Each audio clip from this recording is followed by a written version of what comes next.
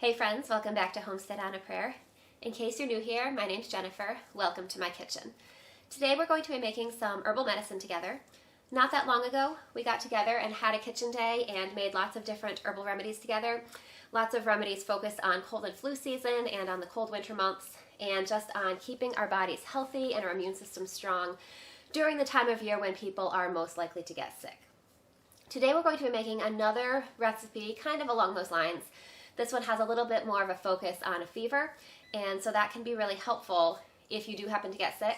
This is also a child-safe recipe. So while I personally like to call it children's cold, flu, and fever medicine, honestly, I use it too, and I think it works great for adults too. Now, as I know I did just say that this is generally a kid-safe recipe, I still do encourage you to do all of your own research with any of these herbs because, again, these herbs are generally considered safe for both adults and children, but that doesn't mean they're safe for every adult and every child. So your situation is completely different from anyone else's. Your child's situation is very different than anyone else's. So it's definitely important to do your own research before using these herbs or any herbs because, as I said, they're going to work differently in your body than they work in other people's bodies. So you want to make sure that you're familiar with any allergies that you have, and you want to make sure that you're comfortable with what you're putting in your body and what you're using for your family. So, can't stress that enough. So definitely do your research on these herbs. That being said, today we're going to make two versions of this recipe. I'm going to be making basically two different extractions of the same group of herbs. So when you're making an extraction, what people often think of as a tincture, there's a couple different ways you can do that extraction. One of the most common is with alcohol. So we are going to be making one version with vodka today. We're also going to be making another version with vegetable glycerin. Now, if you're choosing which type of extraction to do, there's a couple factors that are going to play into your decision. Now, as I mentioned, I'm making this recipe kind of with a focus on children, and that is why one of the versions that I'm going to be making is going to be using vegetable glycerin. Now, when you have a tincture, you do generally take a very small dose, and so the amount of alcohol in it is a very small amount of alcohol. I still prefer not to give my children anything with alcohol in it, not to mention the fact that it gives it a flavor that children aren't likely to enjoy. Vegetable glycerin has a really sweet flavor, so it's something that children are much more likely to take willingly, and then you don't have to worry about any negative effects that the alcohol may have on their systems. Now, there are a couple benefits to using alcohol, however, and one of those, probably the biggest one, or one of the biggest ones, would be the shelf life. When you make an extract or a tincture with alcohol, it is going to be good for years. Honestly, I'd say it's probably pretty much going to be good indefinitely. Where vegetable glycerin, I would say a Glycerite, which is what you call an extraction made with glycerin, will probably have a shelf life of probably at least a year, maybe a couple years, but it's not going to be as long as an extraction made with alcohol.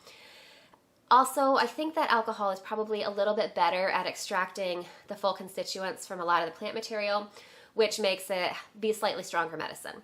So we are going to be making two extractions today with, as I said, with the same mixture of herbs, one with each of these different menstruums, which is what we call the liquid that you use to extract your herbs. So let's talk about the different herbs that we're going to be using today. I have here 5 herbs that are going to be working together to make this recipe. The first herb that we're going to be using is yarrow. Now, yarrow is a really strong plant medicine.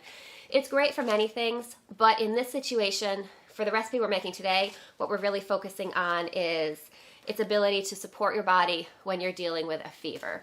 A lot of these herbs that we're using today are known for their ability to bring on a sweat, which you know is your body's way of purging out that fever. You know, when you have a fever, that's really your body's line of defense against whatever invader has entered your body, whether it's bacteria, whether it's a virus. That's your body's way of making the environment in your body inhospitable to that invader and trying to kill it and fight it off. So I will say, I'm not all that quick to treat a fever. If I have a low-grade fever, if my children have a low-grade fever, I usually honestly just let it do its thing, unless it gets to too high of a point, to the point where I or my children are extremely uncomfortable, or it feels like a temperature that I'm not really comfortable with. You're going to have to do your research to decide what that temperature is for you. But honestly, I'm not really quick to treat a fever. What I like to do, rather than try to bring the fever down, is to use herbs that can help support the body do its work through the fever, and yarrow is one of those. This is an herb that does help your body. It does support your body through a fever, and what it can do is it can encourage sweating, which can have the effect of bringing down your fever. So this herb also has a lot of really good antiviral properties. So I find that this is a really strong medicine. One drawback of yarrow is that it's very bitter. It doesn't have a really good flavor, and that is where peppermint leaf comes in. Now, peppermint leaf does have many of those same qualities that I just mentioned with regards to yarrow. As far as supporting your body through a fever, peppermint is probably not quite as powerful, but it tastes a lot better.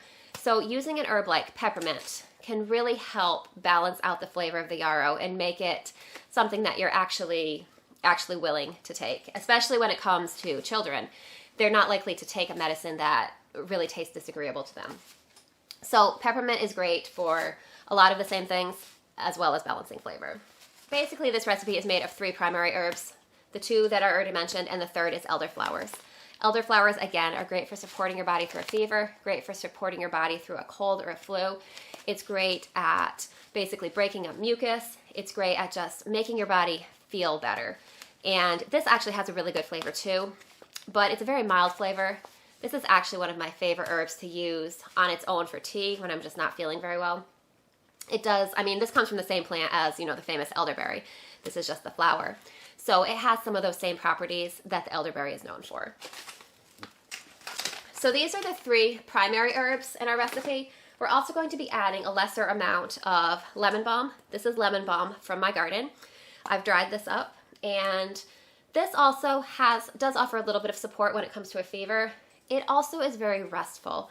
Most of these herbs are very relaxing. The peppermint can be a little bit stimulating, so I want to make sure that I have something that promotes rest and relaxation and calmness to kind of counteract that stimulating effect of the peppermint. The lemon balm is a great option for that, and this also has the additional property of helping to support your digestion as well. So if there's any digestive issues mixed in, this is a great one. And finally, I'll be adding a smaller amount of catnip as well. This is dried catnip, and it's the same thing. It's really good at supporting your body. This really is very calming and just helps your body to relax, and you can kind of get rid of a little bit of that crankiness. So these herbs here make a great combination, and the recipe that I'm using today comes from this book here, The Modern Herbal Dispensatory. I love this book. I actually did a video a few weeks, maybe a month or so ago, talking about my favorite herbal medicine books, and this one, of course, was included in that video. I highly recommend this book. One thing that I think this book is great at is they give you some sample herbal formulas, and he basically explains to you the steps to create your own herbal formula, and I really find that really helpful. So we are going to be making the recipe today that is called Children's Composition in this book here, and the basic recipe is 1 part each of the 3 herbs that I initially mentioned, the peppermint, the elderflowers, and the yarrow, and you can make it with just those 3 and it would be great already. He also mentions in here that you can add half a part of a few other suggested herbs. So we'll be adding both catnip and lemon balm. So how I personally use this recipe for myself.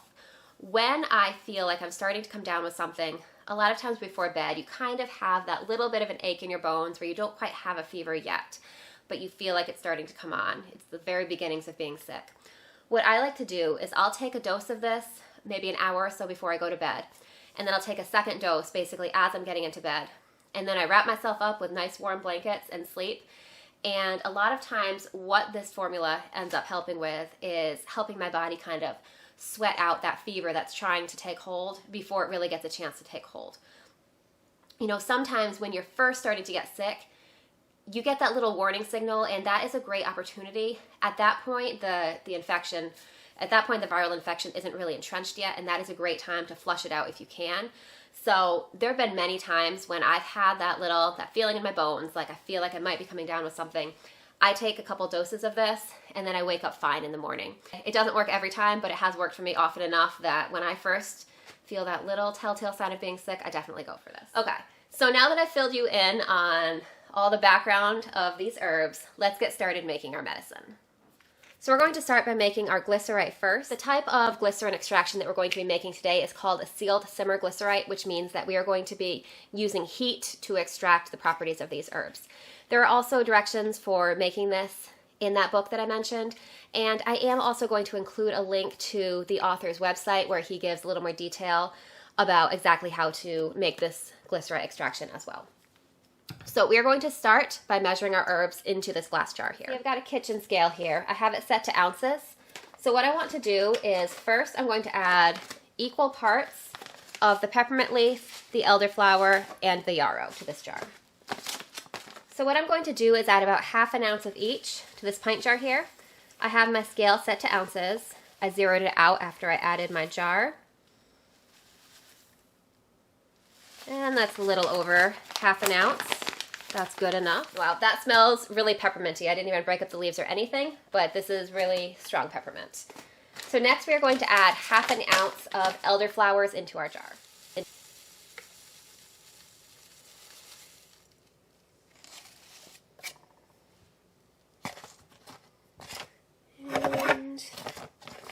went just a hair over, but I think that'll be okay.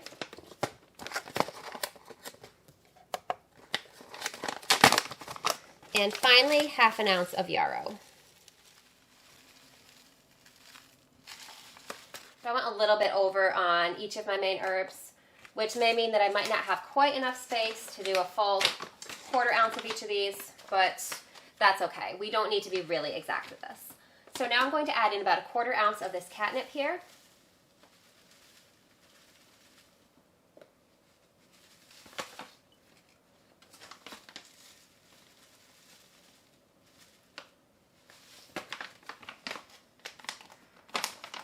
All right, so you know what I am going to do actually? I'm going to get a larger jar, switch this to a larger jar because I think that I overfilled it a little bit. It's just not going to work in here. Right, so I grabbed a quart jar here. We're not going to fill this up all the way, but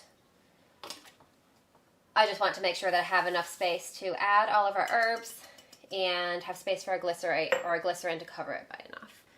So we need to add 0.1 additional ounces of catnip.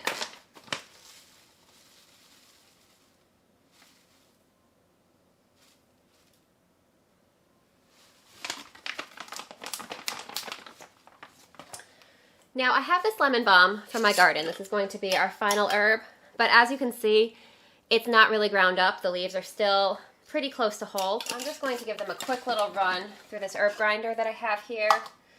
I don't want to powder them, but I just want to make them broken up a little bit so they don't take up quite so much space and so that they have more surface area to extract from. We'll start with that much.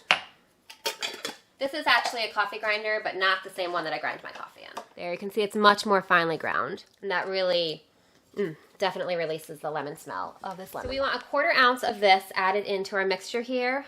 I'm not sure if this will be enough here. All right, we need a little bit more, so let's grind up the rest of this.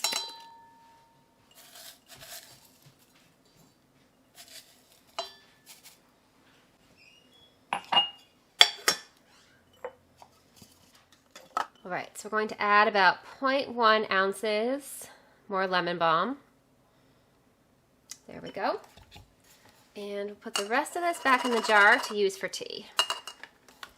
Just a little bit, maybe 1 little cup of tea. All right, so we've got all our wonderful, amazing smelling herbs all blended up. Now what we're going to do is we are going to add our vegetable glycerin. Now for the most effective medicine and the longest shelf life, what we want to do is mix up a blend of about 60% vegetable glycerin to 40% water. So that means if I was making 10 cups, I would want 6 cups of vegetable glycerin and 4 cups of water. I am not going to make that much, so I'm going to start with about 1/3 of that. So that would mean about 2 cups of vegetable glycerin and 1 1/3 cups water. I think that's right. I'm going to double check that and let you know. Yes, I did some quick math off screen, and that is correct. So we're going to want 2 cups of this vegetable glycerin to about 1 1/3 cups of water. That might be slightly more than we need for this amount of herbs, but I'm going to mix that much up and we'll see. We'll see if we've got any extra or if that's not quite enough. All right, so first I'm going to pour out 2 cups of this glycerin here.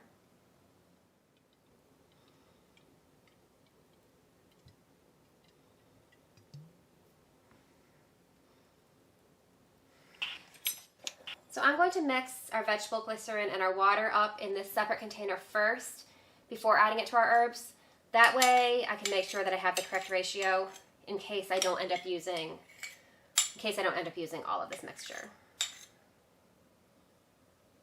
All right, so now I'm going to grab 1 1/3 cups of water and add that in.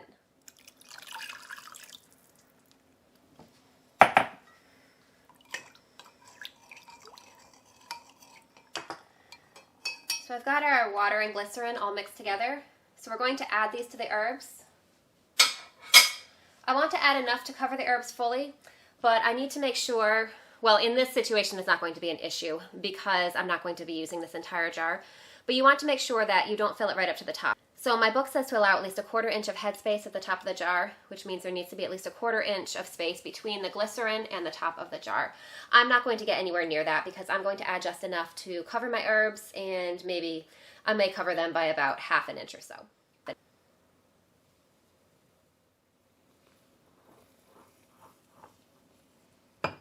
So you can see that my herbs are really light and fluffy and trying to float to the top. So there's all this space down here. So as I add the liquid, I'm going to stir them in.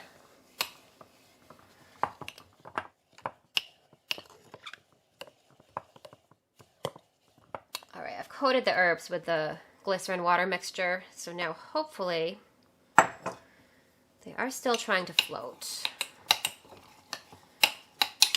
Stir them up a little bit more.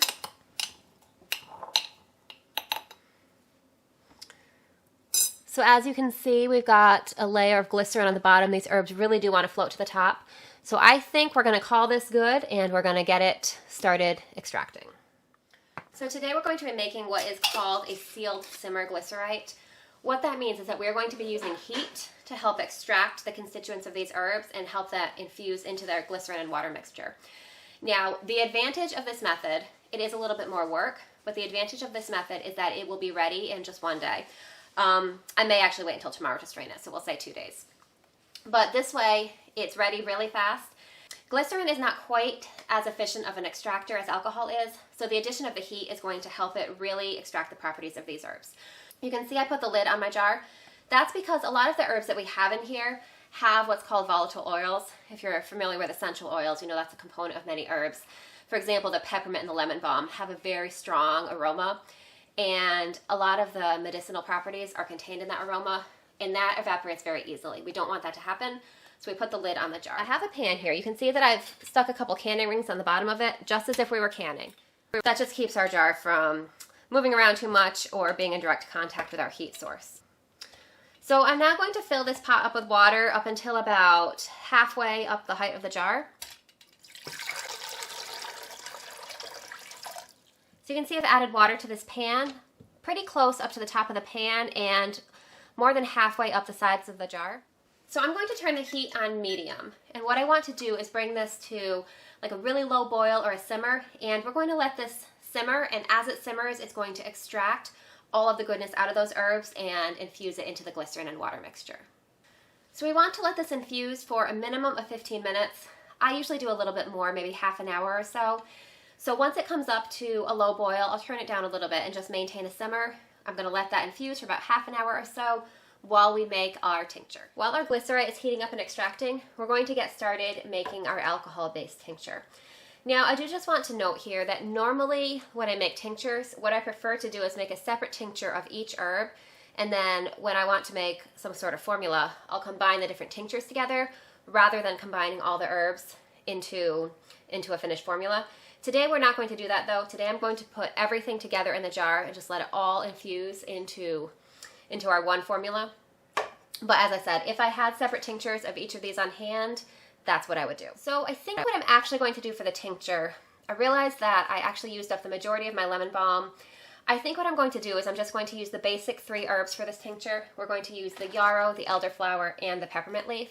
So what I'm going to do is add half an ounce of each of those 3 to this jar here. Now, when you are making an alcohol-based tincture, there are a couple methods to do that. The most common method when you're using dried plant material, which is what we have today, is to do a 1:5 ratio of herbs to extraction liquid. It's a little bit tricky because the herbs are measured by weight, the vodka is going to be measured by volume. So if I put half an ounce of each of those 3 herbs in there, I'll have 1.5 ounces total, which means that I need to then add 5 times, which should be about 7.5 ounces of vodka, but that's 7.5 ounces of vodka by volume. Now, especially if you're just making this for home use, you don't really need to be that precise and scientific. It's also completely fine to just put your herbs in the jar and just add enough vodka just to cover them. That works completely fine too, just for the purpose of getting consistent results. I do like to, for the most part, follow the 1-to-5 ratio, but I do find that sometimes I need to top it off with a little more alcohol just to make sure that my herbs are covered. We're just going to go through this process again of measuring out 1/2 ounce of each of these 3 kinds of herbs here.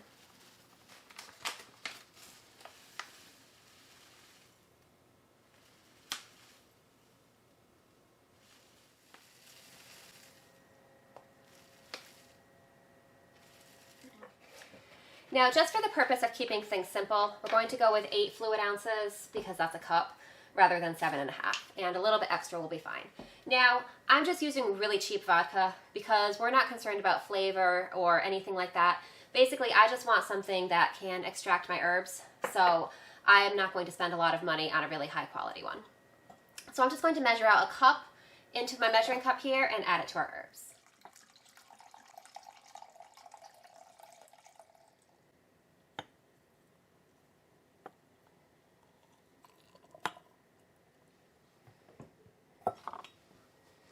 Now, as you can see here, that wasn't quite enough to cover my herbs. It was pretty close, but I'm going to add a little bit extra just to make sure these are covered.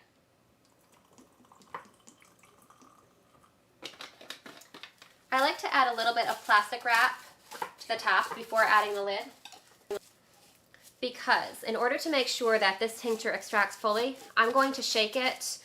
We're going to say I'm going to shake it every day. Really, it's going to be as often as I remember to do that. But the more you shake it, the more you're allowing that alcohol to really get into the herbs and to really pull all of that wonderful goodness out. So for this tincture here, I'm just going to leave it in a place. I'm not going to put it completely out of sight because I don't want to forget to shake it, but I'm going to put it somewhere where I can see it out of direct sunlight. I'm going to shake it as often as I can, as often as I remember to. I'm going to let this extract for, I'm going to say probably about 6 weeks. You want to let it extract for a minimum of 4 weeks. And then you can go ahead and strain all of this plant material out here and bottle this up. Now, as I said, one of the benefits of the glycerite is that that's going to be ready. I'm probably going to let it cool on the counter overnight and strain it tomorrow, but that will be ready tomorrow. This, as I said, will have a month to a month and a half before this is ready to use. I do have some in my cabinet left from last year, so we'll be completely fine in the meantime. But if you need something right away, the glycerite may be the way to go. Just a little update on our glycerite here. This has only been simmering for a few minutes, and you can see it's already changing the color of the glycerin. So I'm just going to continue to let this glycerite simmer for another 15 to 20 minutes or so. Then I'm going to take it out of the water. I'm just going to let it sit on the counter until it comes to room temperature and it's easy to work with. As I said, for me, that'll probably end up being overnight. And then in the morning, I'll meet you back here and we'll strain it and take a look at our final medicine.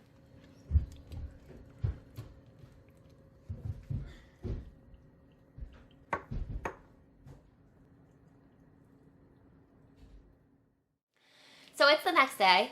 As I went to edit this video, I realized that a couple of the video clips didn't actually record. So we're going to jump back in where they started recording again, but I just wanted to pop in here and let you know when it comes time to strain the glycerite or also the tincture, you have a couple options. I choose to not use a mesh strainer because I like to use fabric, some sort of cloth that I can get my hands around and squeeze all of the medicine out. So you could use something like this. This is a butter muslin, like basically a fine weave cheesecloth. That would be a great option. If you have some sort of clean cotton material, that would work too. I actually have, you can see I just used this for straining, so it's actually got little bits of the herbs in it. I haven't washed it yet. But this is actually a reusable mesh produce bag. I like to use something like this for straining my glycerites and my tinctures because I can just put the herbs right in here, hold it over my whatever I'm using to catch them, a measuring cup or whatever, and I can squeeze them right out. So that's what we did earlier today. So we're going to pop back into the footage that I recorded just a little while ago, and we are going to finish up our herbal recipes. So you can see that these herbs have soaked up so much of this liquid.